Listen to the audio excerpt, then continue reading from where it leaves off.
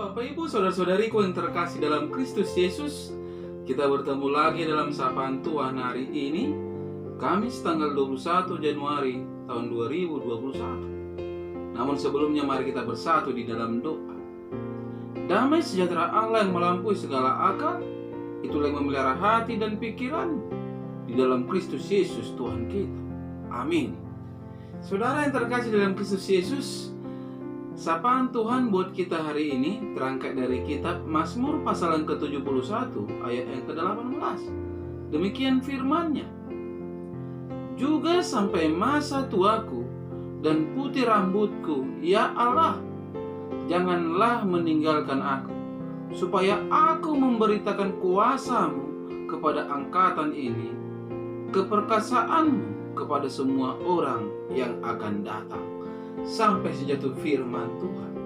Saudara yang terkasih dalam Kristus Yesus, saya mengangkat tema dari kebenaran firman ini, yaitu sampai masa tua. Saudara yang terkasih dalam Kristus Yesus, di zaman sekarang ini bukan perkara sulit untuk mencari orang yang pintar, hebat, baik, bertalenta, kaya, gagah, ganteng, cantik, berpengalaman, atau berpendidikan tinggi. Tetapi mencari orang-orang yang setia sampai tua tak semudah membalikan telapak tangan. Sebab manusia cenderung bersikap individualistis dan materialistis. Segala sesuatunya diukur berdasarkan materi dan kepentingan. Banyak orang akan berlaku setia asal saja saudara-saudara diberi imbalan.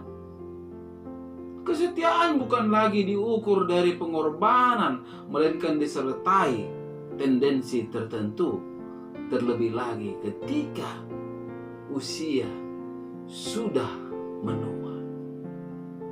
Saudara yang terkasih dalam Kristus Yesus, tetapi berbicara Allah Abraham, Ishak dan Yakub, Dia adalah Allah yang setia. Setia mengasihi umatnya dan tidak akan pernah berubah kasih setianya dan kepeduliannya kepada setiap orang percaya.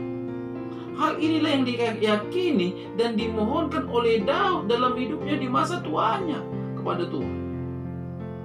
Saudara yang terkasih, bagi banyak orang, masa tua diharapkan menjadi masa istirahat dan menikmati hasil kerja. Hasil kerja keras selama ini. Masa di mana hidup dengan santai dan tanpa banyak pergumulan. Namun tidak demikian bagi yang namanya Daud, saudara-saudara. Pada masa tuanya, Daud masih mengalami pergumulan yang begitu berat, di mana ada orang-orang yang masih mengejar-ngejarnya, mengincarnya, menginginkan kecelakaannya. Meski hal itu menyusahkan hati Daud, namun saudara-saudara, ia tetap yakin Allah tidak pernah melupakannya.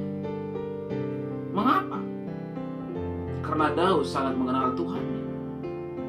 Ada begitu banyak bukti dari pengalaman Daud bersama dengan Tuhan yang membuktikan bahwa Allah menolong dan melindunginya melewati berbagai kesusahan dan malapetaka. Jejak-jejak pengalaman Daud ditolong dan dilindungi Allah itu membuat Daud meyakini bahwa Allah yang ia sembah adalah Allah yang setia dan akan selalu peduli akan hidup orang percaya.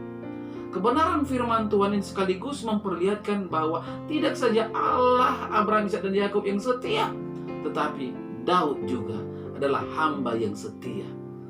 Walau sampai masa tuanya, ia tetap percaya kepada Tuhan. Dalam kitab Yesaya, saudara-saudara, kita bisa melihat apa yang dijanjikan Tuhan kepada orang-orang yang sudah berusia lanjut. Di dalam Yesaya 46 ayat keempat dikatakan, sampai masa tuamu aku tetap dia, dan sampai masa putih rambutmu aku menggendong kamu. Aku telah melakukannya dan mau menanggung kamu terus. Aku mau memikul kamu dan menyelamatkan kamu. Sungguh indah saudara-saudara. Tuhan di sini sangat jelas mengatakan bahwa kita akan tetap berada dalam penyertaannya, dalam perlindungannya, tetap berada dalam tangannya, meski secara fisik kita mungkin sudah dianggap habis oleh dunia. Tetapi Tuhan berjanji melindungi dan memberkati kita semua, tidak saja hingga usia tua saudara-saudara, tetapi dikatakan semua itu sudah menjadi perhatiannya sejak kita masih dalam kandungan. Dalam mengarungi kehidupan di dunia ini, tidak selamanya keadaan terjadi seperti yang kita harapkan. Ada kalanya kita harus melewati lembah-lembah kekelaman, bahkan bayang-bayang maut. Tetapi percayalah saudara-saudara, bahwa kita tidak menghadapinya sendirian, tapi Tuhan selalu ada untuk kita.